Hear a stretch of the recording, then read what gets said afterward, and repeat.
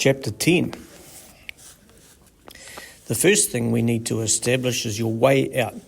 Jim was feeling around in the bottom of the bag for something, and he eventually pulled out a small leather pouch.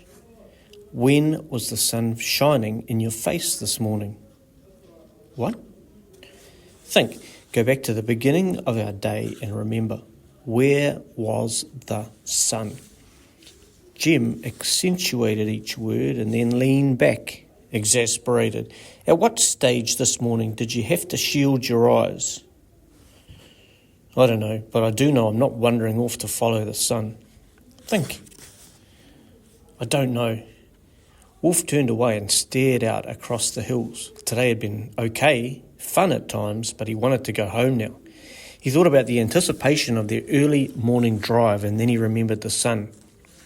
We drove into it. Yeah, I put our visors down when you turned the sharp corner. Correct. We turned the corner and I drove that long road with the sun blinding us.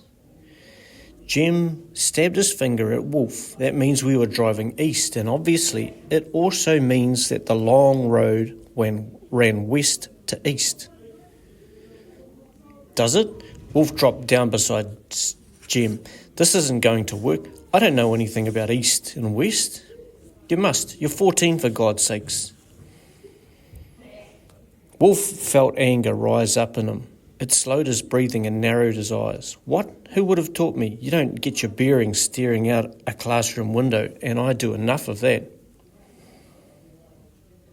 Okay. I've never been hunting or tramping before. Remember me? I'm the product of overprotective. Okay, I'm sorry. Jim struggled up straighter. Humour me for a bit. Where was the sun as we climbed up the hill just now? I didn't look. It was on our backs, but nearly directly above us, because it's almost midday. Oh, yeah. Wolf thought about the sun beating on the top of his head.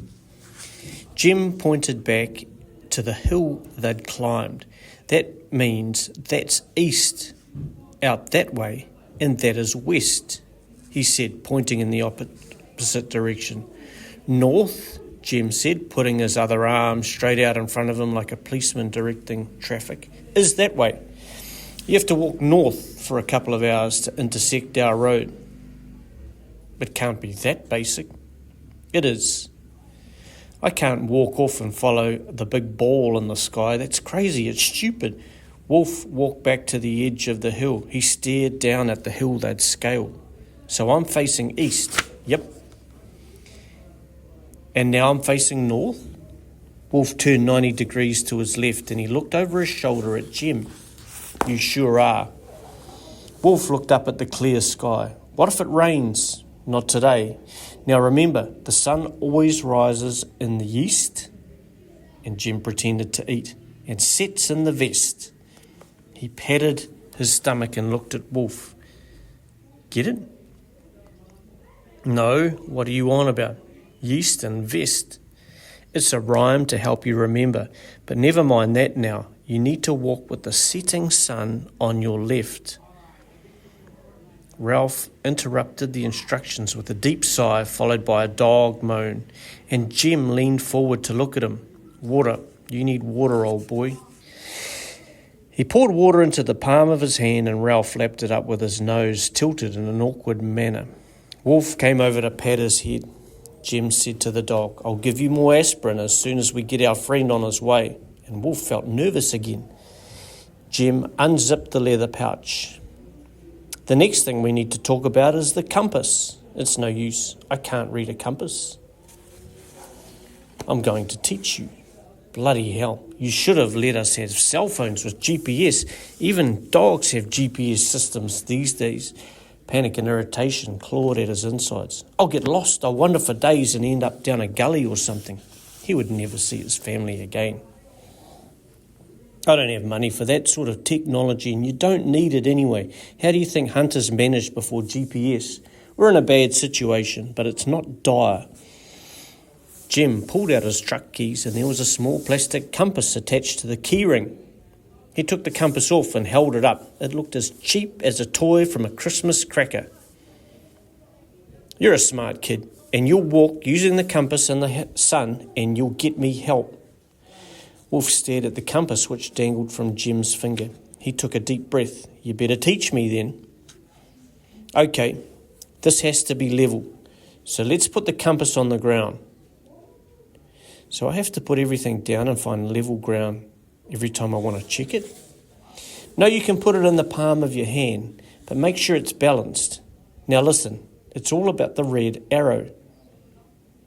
Wolf peered over to look at the fine red thread.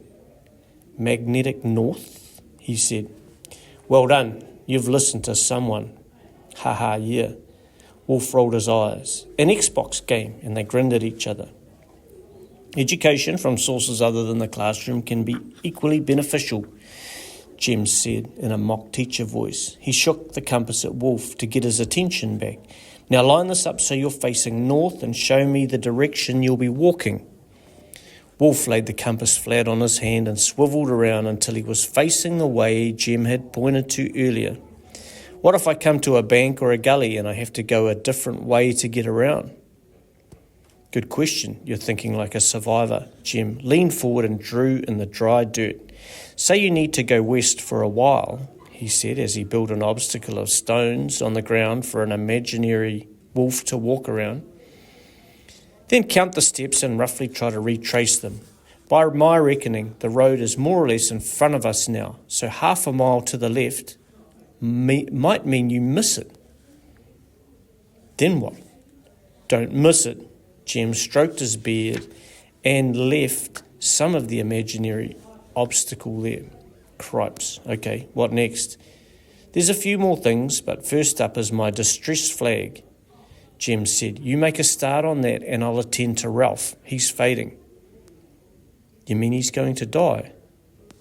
I hope not. Jim lifted Ralph's nose and peered at his face. Go on, bugger off, he said to Wolf. Go and find a tall, strong stick.